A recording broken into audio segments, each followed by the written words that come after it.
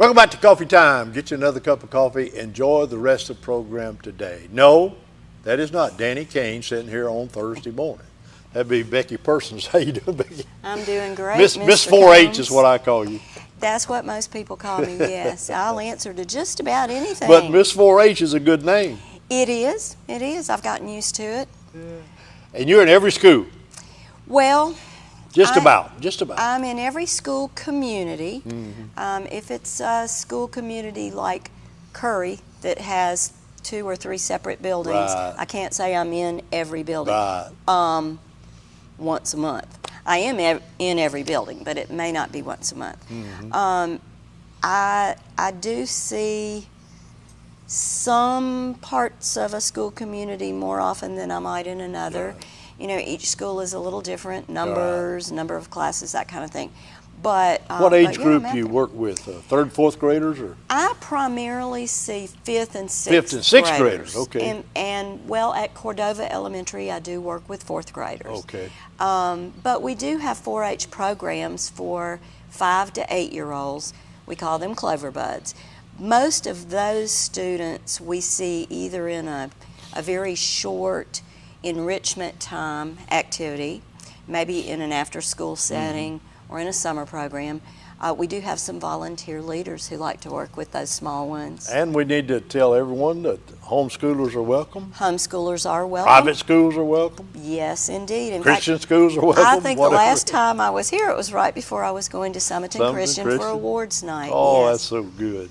That's So good. yes, we're spread out everywhere. We're spread too thin. Yes. I wish there were about 4 or 5 of me, and then we could really blanket most of the. Now, do you go into other counties, or you just Walker? No, for me, it's just Walker Okay. County, unless I'm going to help a neighboring county with a special It's event. a project, yeah. But which is good because we do have some regional agents who have to cover at least 2 counties or possibly up to 11 in our little corner. So Danny's not with us this morning, but he's preparing to go on a national meet. well, he is, and actually today he is headed to Auburn with our Wildlife Habitat That's Education Program team members, and they are going to spend 2 days on the Auburn campus getting ready for their next trip. They will be going to the national contest in Crossville, Tennessee. They won the state championship. They did. We're quite proud of them. Yes. It's been about 3 years since we've had a winning trip-taking That's team. right. So they're getting ready. They've been working really, really diligently. You know, to learn. it's amazing to me that those younger kids especially can name 100 trees. You know what I have noticed, yes, with our forestry and our wildlife group, sometimes it's the children who are not 9 yet who cannot actually compete, but they will come and just be part of the learning process. Right.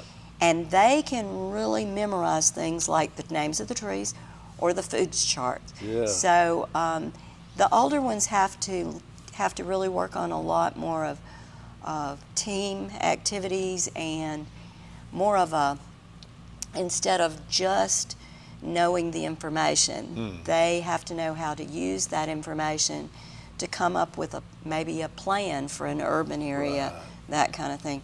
So And yeah, they also, I think you just mentioned it, they the living space that those animals need, the habitat they live in, what they eat. Is this a good food supply for them here? Yes, and so for the wildlife program especially, it's to prepare children to manage wildlife areas, which a lot of adults do, and children help them do that. So it involves a lot more than just looking at pictures of cute animals that might Do be y'all in the keep? woods. Of course, you've been doing this a long time, but keep up with who later in life, the young adult, after they went through your program, they go into that kind of as a career. We do have some, and we do try to keep up with them. Sometimes they will come back and just drop in to visit us. But we do have some that have gone into wildlife-related careers as That's well amazing. as forestry. And then we have some, like One of our ambassadors this year, one of our state ambassadors, Lily Kate Clark's father, works in the Bankhead Forest, and a lot of times she will go and help him on projects that I maybe don't even know she's helping him on. I found out that she has a real love for bats because of a project that her father was working on. So, and she's not quite sure what she wants to do yet, but... You mentioned something that I didn't realize. We have an extensive bat population. We do. We do. Maybe not good all the time, but we do. Well, for the most part, it's good. Yeah, and, you know, bats can actually be pollinators. We can talk about that in a minute. Yeah. I see them in my front yard around dusk. They eat a lot of insects. So in that sense, they are good. If they get into your attic and you're not happy with it, that might not be a good situation.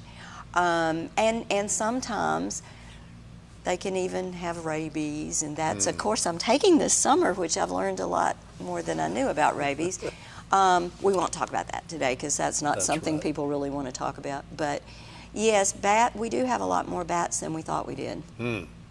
I was in a condo at Orange Beach, and the top floor of that condo association is having to work on a bat population. Oh my goodness! Up at the top very floor, and they're coming down. They're coming down, and they're right on the ocean side. Wow, that's amazing. That is amazing. I might find a way to work that into one of my papers for my class. That'd be a good paper deal. So yeah, we've got a lot of stuff going on out there. Oh, I know. Any special programs coming up in the next 2 or 3 or the month? Oh, in the month. Well, we're halfway through July. I do not know of one that's going on at our office, but I know we recently had one. Susan Hill, our food safety and preservation agent, did a canning workshop. And canning workshop. They learned how to can green beans. Oh, man. And she also did something with peaches. They might have made peach preserves that day. So I know a lot of people missed that one. I have asked for some updated information about her classes that will be coming up in August and beyond. Now, both my grandmothers on both sides, heavy canners, but it didn't follow their children or my side. We didn't follow that. Well, and you know, I used to do it. I don't do it much now. I kind of fine-tuned mine. I like to water bath tomatoes. I love to do that. It's very relaxing. I don't want to have to can beans anymore. But I did recently learn this is a time of year when we have a lot of people who come to our office to test their canner gauges. And that is something that we can still do. Pat usually does that. We have the tester there. And Pat was on vacation last week. But we have a new agent housed in our office, Brian Brown. He grew up in Oakman. He wanted to get back into the Walker County or the area to be closer to home. And so he is now our home horticulture person. Oh, okay. He helps a lot with Danny on that. And he may be coming to do a TV segment with you or two. Great. He loves doing his own podcast. He's a very interesting guy. And he happens to know how to operate the canner tester. And so last week when we had a woman drop in, and I thought, uh-oh, Pat's not here and I don't know how to do it. He did it. He said, I know how to do it. Good. And he taught me how to do it. Good so deal. now I know how to do it. Good Something deal. else I've added to my resume. A lot of younger people are getting into some of the canning and preserving. And we've had a bumper crop of people for Master Gardener, some returnees from the past, and we've got a new crop that are going to start on this new course. Brian will be handling the orientation for that. It's the last day of July, and Danny will not be back from his trip to Tennessee. Master Gardener. Mm-hmm. Master Gardener's been around a few years. It has. And great, great graduates. I'm talking about from everything about gardening. Yes, it covers flowers, pollinators, trees, shrubs, weeds, sod, I mean, it covers just about anything you could be gardening. And they've changed a little over the years on how they do the class. You know, when I first took it, gosh, 25 years ago, you came to the extension office in the evenings, and it would be like 9 Mondays In a row. And some years people would take a little short dinner break. The year I did it, we just decided to bring things. People took time. It's kind of like a potluck dinner, and that worked out. Now most of it is online. Oh, okay. And so for people who need that, people who work, they don't offer the nighttime classes anymore. But most of the study materials you can do online at your convenience. And then they offer lab opportunities that you can come to an extension office to do. And so Walker County office is one of the Danny ones. always tells me the workbook is worth the money. It is. It is. And I think there is still a workbook.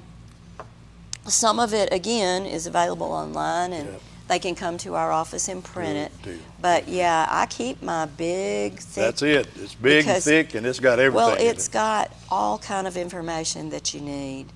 Let me tell you about the pollinator thing, let's go. and then we can wrap up with 4-H. Okay. But this is something I'm excited about. It's a small card. I only brought one, but I'm going to leave it with you. And there are posters, so people will start to see them up.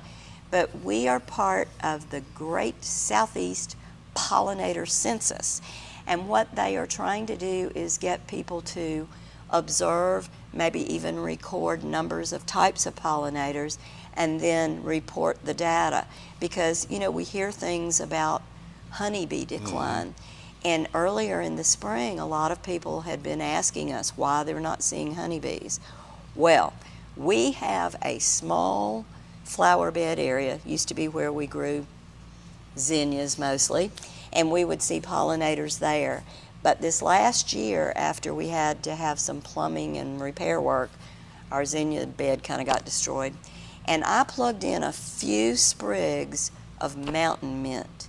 I really wasn't aware of what mountain mint is. It's an old-timey plant. My son gave me just a few sprigs that he had put into soil, and I just spread them out throughout this space. It took off. It grows really quickly. It needs to be contained because it will take over your yard. But it filled in almost all of that space. At the end of the season, I cut all the dead parts back. It overwintered. We put pine straw. It this year has totally filled the bed. It's trying to burst out of the bed. And about a month ago, we started noticing honeybees. Honeybees are back. They are at our office. If they're not out there in people's yards or gardens, come see us because they came to that mountain mint. We have, every morning, we have honeybees, and they're there coming and going all day. But by 4 o'clock in the afternoon, when that spot is in full sunlight, we have butterflies, moths, various types of bees. Some that look like carpenter bees, but I think they're not. I saw one as I was leaving to come here that was much smaller, more like maybe a bumblebee. Danny does keep an eye on it because we've had people who are afraid to get too close. We've had some wasps, but he is assuring me that we do not have any of the horrible stinging things. Okay. The insect man came and he avoided that area to avoid our pollinators, and he could identify several of the wasps too. So we have a plethora of pollinators, and we've even been making tiny little videos. All right, now tell me the plant again that you planted. What's it called? Mountain mint. Mountain mist. Remember that. That's Mint. a good one. Mountain mint.